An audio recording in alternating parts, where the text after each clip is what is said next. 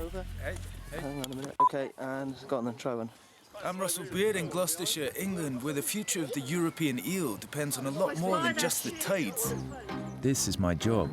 Okay, we're going to do it. Yeah. Can you swim on? For the last 4 years, I've been reporting on positive environmental stories around the world for Al Jazeera. Oh, yeah.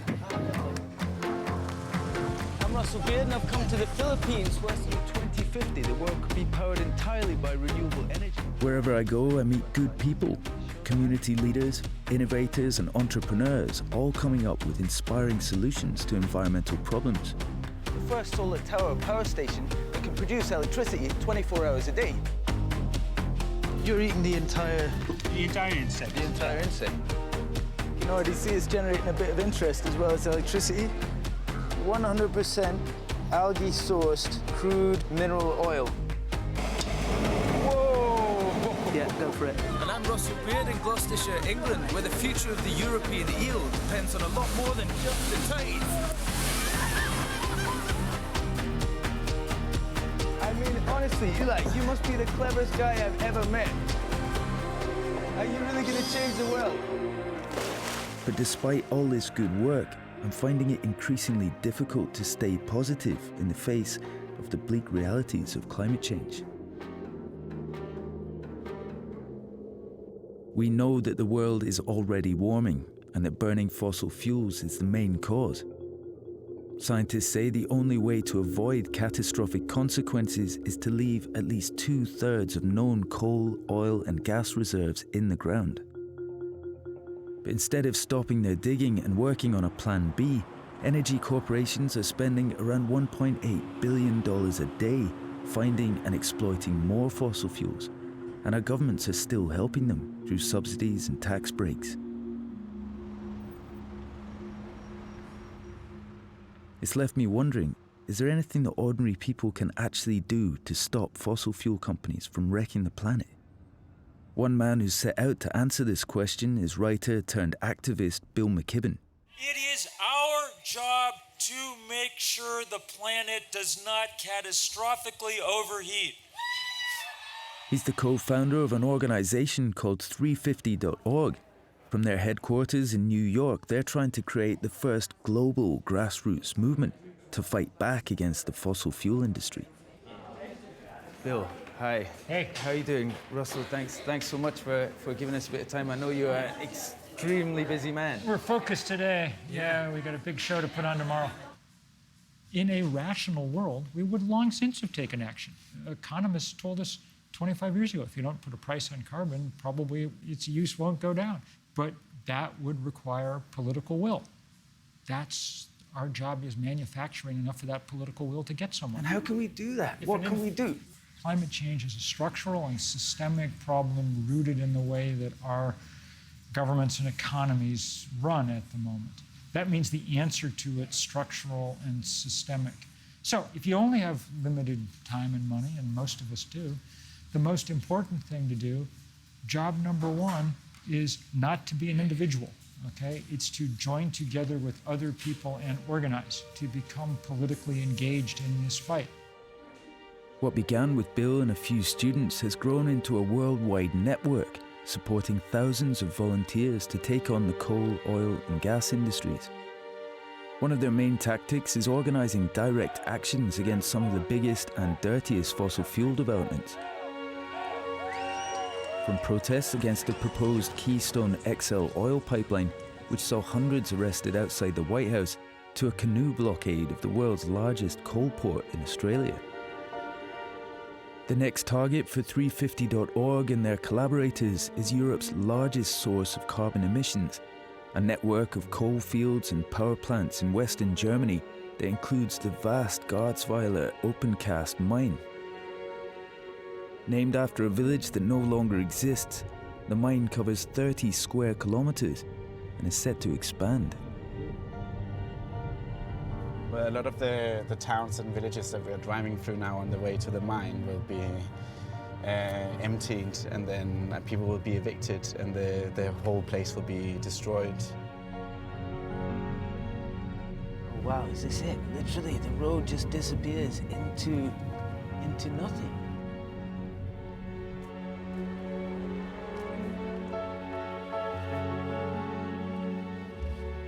Oh my gosh. Oh man. Come on, have a look at that. It's a steep bank. Oh my gosh. That is absolutely crazy. The scale of it. I mean, you can see the layers of soil. It's literally just kind of cracked through the surface and it's stripping it back layer by layer by layer. You can see the coal seam. And that's what they're getting at, obviously. Yeah. Going down on the conveyor belt and out to the train stations and up to the power plants that we can see just there. Right there, yeah. Despite being a world leader in renewable power, Germany still gets around a quarter of its electricity from burning this stuff. Low-grade lignite coal, one of the most polluting fossil fuels on Earth. It's dug out of the ground here by giant mobile strip mining machines, 24 hours a day, 7 days a week. But tomorrow, 350.org and local grassroots organisations plan to shut this mine down. It is shocking. How are you going to stop this? It's a giant area, but you've got a certain number of diggers, for instance. So what you do when you shut down a place is you see the weak spots of the infrastructure. If you occupy a digger, well, then it can't dig, or you stop the conveyor belt, then it can't dig.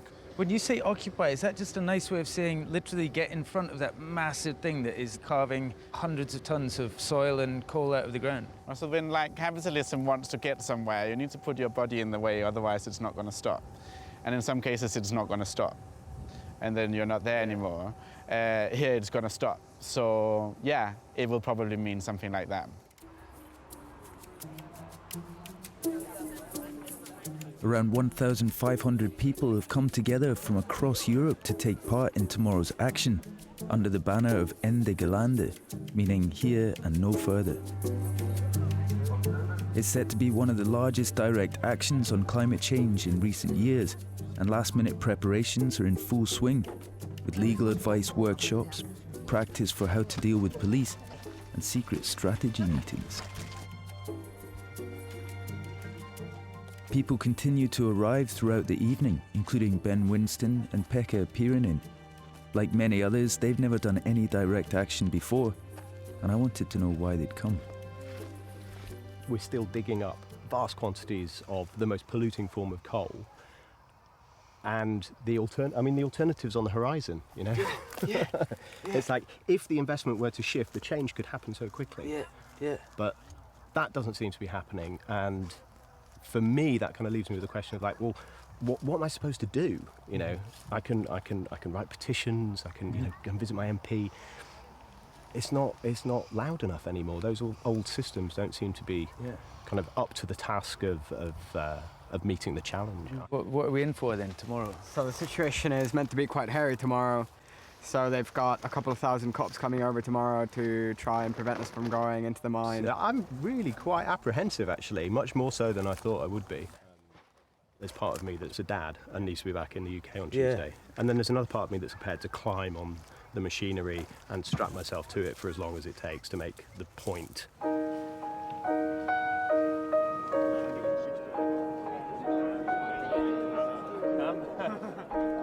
All right, so everybody's moving out.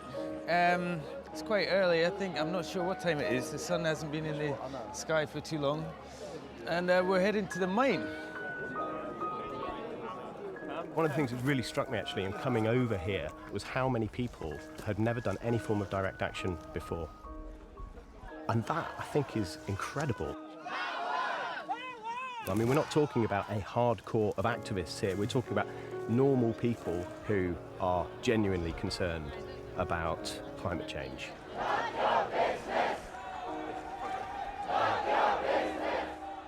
So this is the first encounter that we've seen. It's been about 3 kilometers from the camp, and you can see there's already a police blockade. So I think we're still about another kilometer from the mine itself, and the police are obviously intent on stopping them even getting close to it. In the middle of the crowd ahead, Ben's also filming with a small handycam. It's our first blockade. All right, interesting. Yeah. Things are about to get hairy.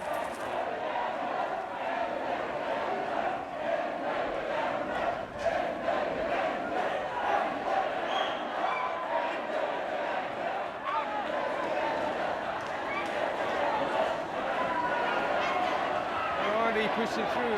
The pepper spray's already come out.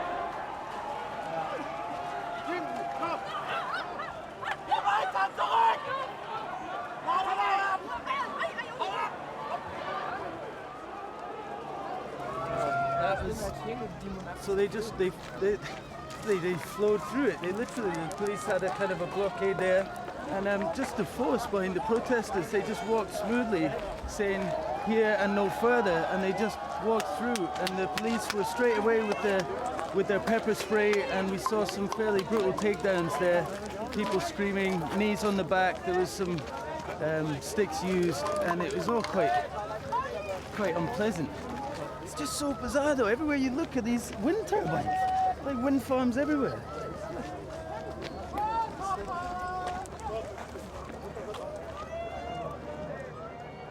As the protesters reach the last field before the site, they make a break for the edge of the mine.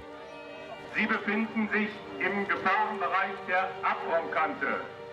We're stopped by police, but Ben and Pekka and many others manage to push on through.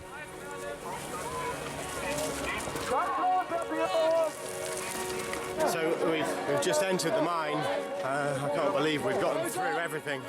Power! Power! Power! Power! The scale is absolutely vast. It's just unbelievable. The size of the machines is... We've never seen anything like it.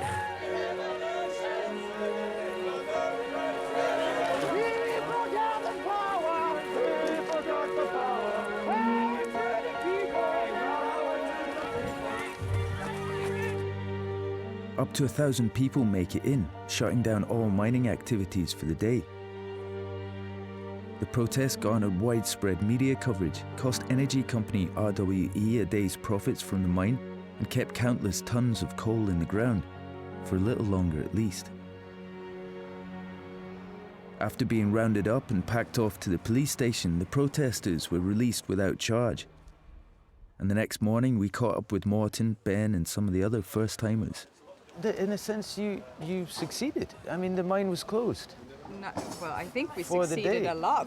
I think we made a huge victory, didn't we? Not just a bit. I think we succeeded big. Or Yeah, no, I agree. you guys agree. But also I think it's like, so what we were doing yesterday was shutting down the mine for one day. I don't think that any of us believe that like either shutting down coal mines alone or building energy co-ops alone or any of these things by itself is gonna solve this problem. For me, the most important part is like connecting people across countries and across continents as well and really get that movement started. For me, similarly, it's like the sense of people I know knowing that I've come here, and suddenly there's a connection that wasn't there before to all of this. And, you know, everybody here is going to go back and we're all going to tell the stories of being here. That in itself will spread. Yeah, and it's that awareness. That is really important because the more people are aware, the more people can do. Because if you're not aware, it's pretty hard to do anything. Over the coming months, 350.org plan to help unprecedented numbers of ordinary people to commit civil disobedience at sites like this worldwide.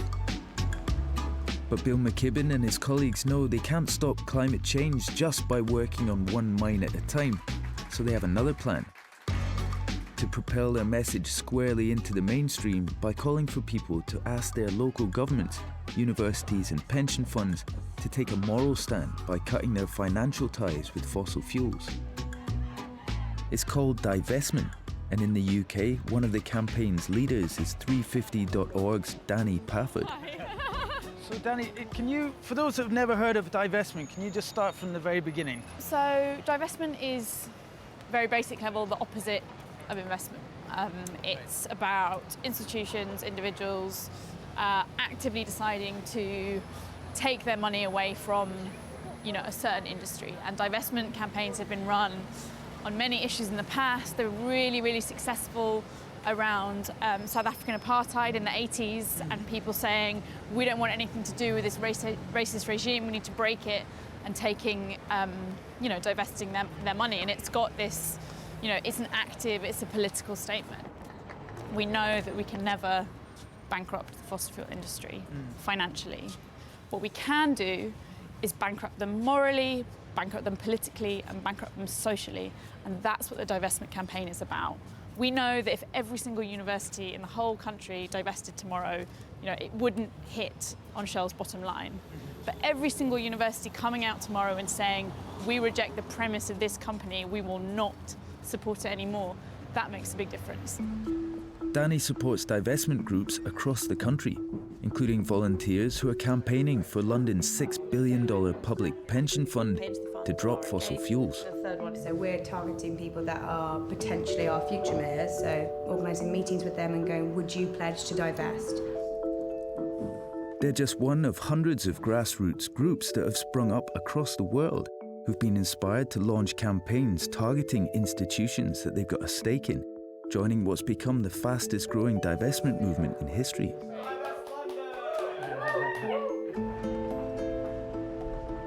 Although only a tiny proportion of global funds have been moved so far, momentum is growing. Institutions worth over $2.6 trillion, including global insurance companies and major pension funds, have now pledged to take their money out of fossil fuels. They're being convinced not only by moral arguments, but also by a growing financial case, which is bringing a whole new demographic into the campaign. We've come into the centre of London this morning to a meeting of fund managers and philanthropists. Now, these guys really have the power to divest huge amounts of money. It's in here.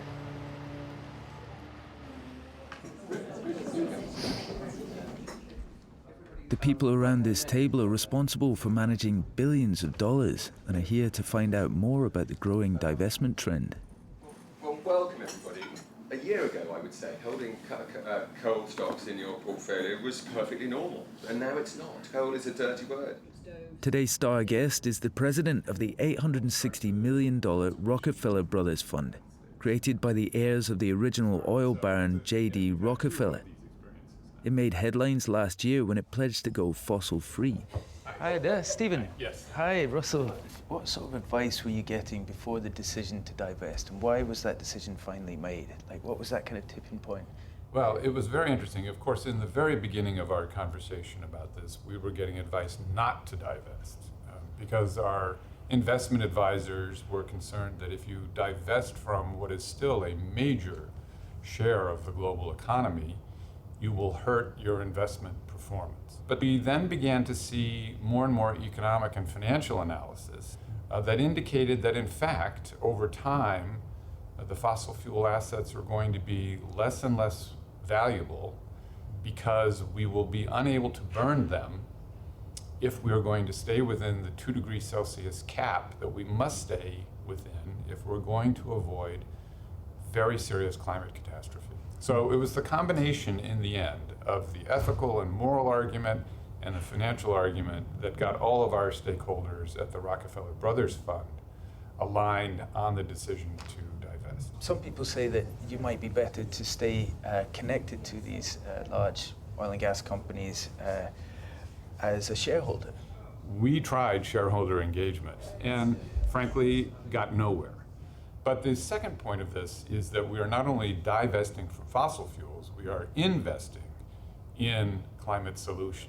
And you know, I studied John D. Rockefeller's biography quite carefully. I'm convinced, because of the kind of person he was, that if he were alive today, he would see that the future is in clean energy and he'd be a first mover. He'd be investing in clean energy. If clean energy is the future, the fossil fuel industry still hasn't got the message. As they plan the kind of expansion that analysts say will tip us into catastrophic climate change, 350.org and their collaborators are in a race against time to grow large enough to stand up to them, using divestment and direct action as the building blocks of a global resistance movement. And they're beginning to get the kind of broad appeal that they need. 2014's Global Climate March, organised by 350.org, online campaign group Avaz and others, is seen by many as a turning point in the movement's growth, with hundreds of thousands of people taking to the streets in New York City and around the world. So this entire bit, all the way up there, was just people, like wall-to-wall people. What the march did was bring together the core green environmental groups who traditionally have not played well with, lower income communities, people of color, faith groups, trade unions, and really got them into a place where they're working. Climate change has the potential to be the issue that creates a movement of movements. But we're going up against the most powerful corporations that have ever existed, and we're asking them to give up their core business. We're saying, like, innovate and iterate or die, and we're here to shut you down. I don't think we're big enough yet to really shut them down. Like, I think we need millions of people willing to get arrested. We need to be able to rival the huge social movements of the past, the anti-apartheid movement, the anti-slavery movement, the civil rights movement. It's that huge numbers of people willing to make deep personal sacrifices that's going to give this issue the power that it needs to win, ultimately, because that's what we have to do. To help power up the movement for the huge challenge ahead, Bill McKibben and other high-profile climate leaders are hosting an event tonight in Brooklyn to rally the troops behind the goal of switching off fossil fuels and switching on a renewable future. Tonight's a way to introduce people to the next stage in this movement. We'll be telling people about the plans for massive resistance at all the biggest carbon bombs left on the planet. Talking about defusing and dismantling those. In your famous article, you said we're losing, and we're losing badly. Are we still losing? We're still losing, maybe not quite as badly as we were before, and the momentum's on our side. And sometimes I curse myself. I think I should have started this sort of stuff long ago, but I'm not sure any of us, me included, were ready long ago. Our backs are to the wall now, and that's when people fight best. One of the secret weapons in this fight is hip-hop preacher and community activist Reverend Lennox Yearwood. I know many of us face breakdowns. I have seen folks who have broke down, given up, thrown in the towel, can't take it. It's too much. But I'm just telling you, we can't do that. We gotta fight. We gotta make sure that we hang in there and do what we gotta do, not only for next generation, because this is the thing, we're to lose. At this point, we have nothing to lose. When I say turn, you say off. Turn! Turn! What you doing, shall? Turn them! The Koch brothers, turn them! I have never seen a movement spread this quickly or rack up so many successes so fast. We have to stop every big new fossil fuel project that these companies have planned. The long history of social change should give us some guidance. Slavery, Jim Crow, apartheid, they seemed as mighty as the fossil fuel industry does right now. It seemed like they'd be with us forever.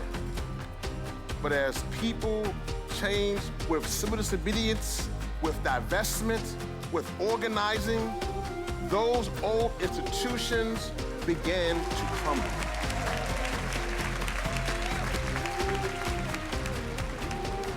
While my understanding of the gravity of the situation that we're facing hasn't changed, what's been amazingly inspiring is to meet people like Bill and the Reverend and Danny and all the people in Germany.